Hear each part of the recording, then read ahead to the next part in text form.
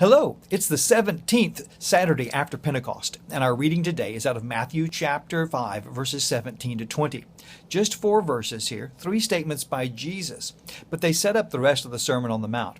In fact, they set up the rest of his teaching ministry. They really set up his earthly ministry leading up to and including the cross and the resurrection.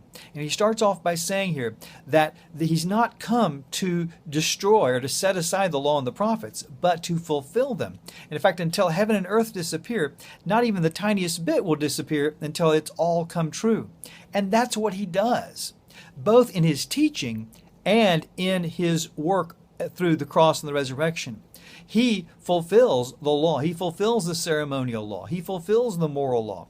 He fulfills the prophets, because the prophets, not only does he fulfill prophecies about the Messiah, but he fulfills the prophets in the sense that the prophets are trying to tell the Israelites how to actually apply the law.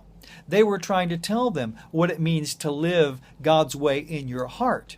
In fact, they say, they speak for God. Put away your sacrifices. I don't want them. Put away this, put away that. All these things that are in the law, the prophets say, God says to the prophets, I don't care about those things. I care about what's in your heart.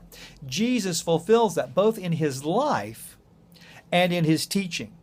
He fulfills the law and the prophets. And then he says that anyone who relaxes or annuls, the least of these commandments will be called the least in the kingdom of God. And I like what Blessed Theophylact, who was Archbishop of Bulgaria in the 11th century, says, that when Jesus is talking about these commandments, he's also talking about the commandments he's setting out in the Sermon on the Mount. His interpretation of the law as works through the heart. And that anyone who disregards Jesus' commandments, Jesus' interpretation of the law, will be the least in the kingdom of heaven, because that's the real interpretation of it. That's really the way that we're supposed to live. And then Jesus says, unless your righteousness or unless your covenant behavior is better than the scribes and the Pharisees, you won't even get into the kingdom of heaven. And he's not saying that you've got to keep the Mosaic law better than the Pharisees. There was no way to do that. No, he's saying that the real keeping of the law, the real covenant behavior, is as Jesus is teaching it, where he says, you've heard this, but I tell you. And there'll be a lot of that coming up in the following verses in this sermon. And I want to encourage you with that today, that you need to keep hold of Jesus' teaching on the Sermon on the Mount. You need to keep hold of Jesus' understanding and interpretation of the law.